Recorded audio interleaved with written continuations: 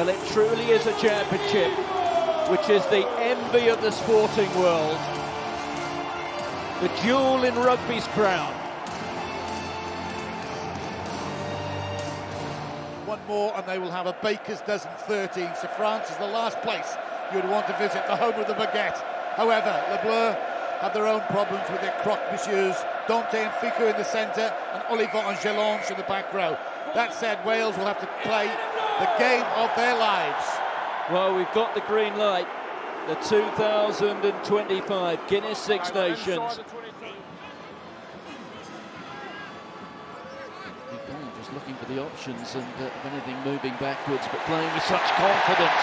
And Sokbay, the youngster. Well, he had Moafana inside him. Couldn't release it. Incredible pace in Kettle strength. You see the result of that from absolutely nowhere. You've got an overlap. Shouldn't have it because everyone's constricted and actually looking inside field to see what Dupont is going to do. Morgan it was who upended him. Desperate, but at the moment, effective defence from Wales. Aldrit. France have to start again. Penalty advantage being played. Allez les Bleus rings around the Stade de France. Dupont, just for a moment, looking for the kick pass. It's there for Adesogbe! Teo Adesogbe has another test try. That is number 3, and this just his 4th test match. Dupont, you see the good and the bad of Dupont when he's actually just grafted with the ball, carrying it. These were the heavy artillery shots early on. That was held up. Referee allows it to play, and that's the good, amazingly good vision of Dupont. Arguably the best player in world rugby at the moment. Didn't have to break stride, did the right winger in the breadbasket. Thomas Ramos, who hardly ever misses. The flags are raised. If you remember this fixture 12 months ago in Cardiff, Wales were more than in it for the opening hour. They're in front, in fact. Only to concede a lot of points in that final quarter. Here goes Dupont. Adesogbe has space, an opportunity again. It's there for Gregory Aldrit, the man who led the side in the last Six Nations. Gros, just pumping his knees and making a couple of additional metres. Here's Buderon. Dupont's still down, he's just about getting to the ruck now. Miafo. There's Dupont once more onto Gregory Aldrit. Antonio, and all of a sudden the space is open, and Biel Biarré. Not to be outdone by Teo Adesogbe. Louis Biel Biarré pops up in midfield, that France perhaps preparing to break loose. Again, and it's so easy, they go one out, they don't do anything amazing, they use the big runners, and just when you think they're going to go again, the big fella Antonio just puts the ball out the back, and then all they do is keep the depth. Ramos just a little ball out the side, Bielberry is the recipient of that, but it's all about depth. It's the decoy of the big prop, going to take the ball in, he's pushed that ball back, and then it's just hands. It's just simple hands. Intermac. And then from Brassi is Ramos, Biel Biarré. The Marseillaise rings around the Stade de France. Over to you. So it's clearly high, it's direct contact, it's a yellow card, and off-field review. Yeah, so this is another of those law trials being incorporated for the first time in the Guinness Six Nations. Okay, just slowly, guys. Lloyd goes off. It now... There have been a couple of chances today which France have failed to convert. Here goes Biel Biarré, the man with a licence to roam. But he also does very well when there's no options. He comes right into the midfield. Dupont is through. Dupont stepping his way and now sprinting, and Dupont flings us out wide, and Atisogbe gets the try, created by Antoine Dupont. Just why he has that moniker. That was quite brilliant. Yeah, David Jenkins misses the tackle initially, but he's not the first, he won't be the last. Liam Williams just left flat-footed, planted his feet in the midfield, and he was just watching for Dupont to do whatever he does, and there all of a sudden, watch this, he's gone off that left foot, and he hasn't put a hand on him. He could have scored himself. He's given his right wing for his first score across field. This time he's just popped the ball out to the right. France take 3 tries, take a big lead into the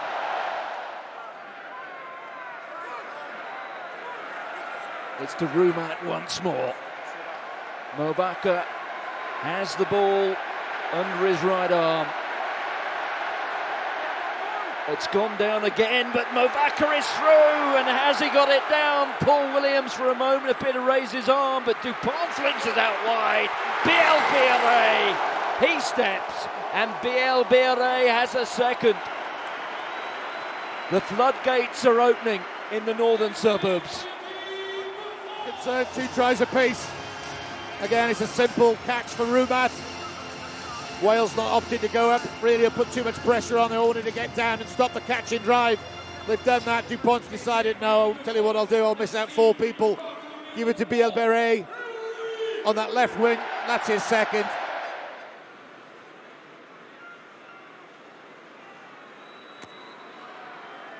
Thomas Ramos makes it 4 from 4. A perfect first half off the kicking tee for Thomas Ramos. It's Evan Lloyd. Evan Lloyd, who rarely starts for his club, Cardiff. Now there's some space, chance to run. That was for Adams. Morgan, great offload. This is good from Wales. But every time they get the ball, whether it's kicked in, the first thing that France do is run direct. They run direct, they get the support there, and everybody comes round and they start again. Ntamak sees some space, and he's off, and he's got support on his right. It's come from Le Garec. Here's Criard. Stretching Wales across. They're not only very direct, France, they can go, as we know, wide and wonderful. Marchand finds Oradou. Marchand has it. Atisogbe joins the ruck. The maul is driving forward. It's heading towards the try line, and they've got it down.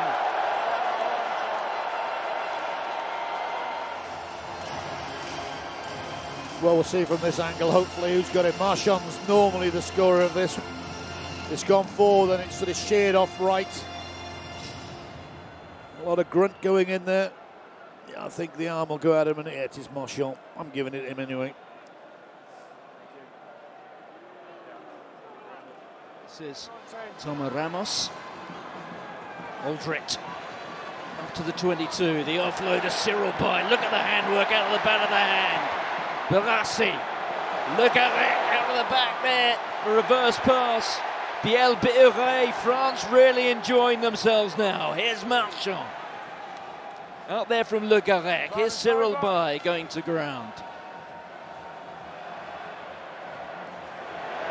The cross kick.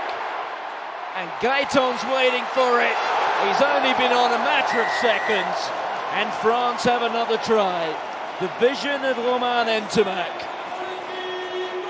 It is becoming a demonstration from France. And walk over the line. Well, they say you don't want to play France in the spring in Paris. It's definitely not the spring. It's been cold, it's been wet. But I tell you what, it hasn't affected the way they've played. Who's going to score? Again, it's Sevens Le Garec. We've seen him do that many times, the old reverse pass. He did it against Wales last year. And it became a collector's item. And audacious when it could have been intercepted. It wasn't. And again, it's a kick pass to the corner.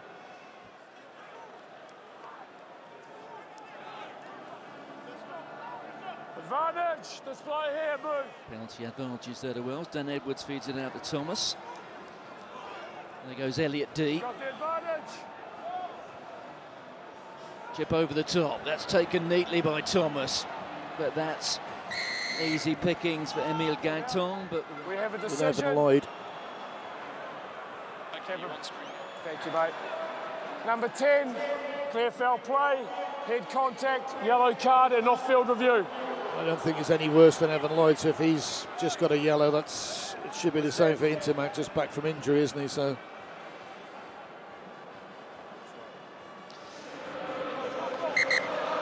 Time off. Yep. there's more to come from this French side, that is for sure. I don't know what Warren Gatland's going to do. Okay. So we have a decision on the yellow card. It is going to be upgraded to a red card. It is a high degree of danger and no mitigation because there was no wrap in the tackle. He was always illegal. So it'll be a red card. well, there you go. That's a big decision that's been made by the foul play review officer. 20-minute red card. Oh dear. Evan Lloyd for Wales got away with it in the first half. Intermac has just come back from injury. He hasn't got away from it. Yeah. What is to happen now next week?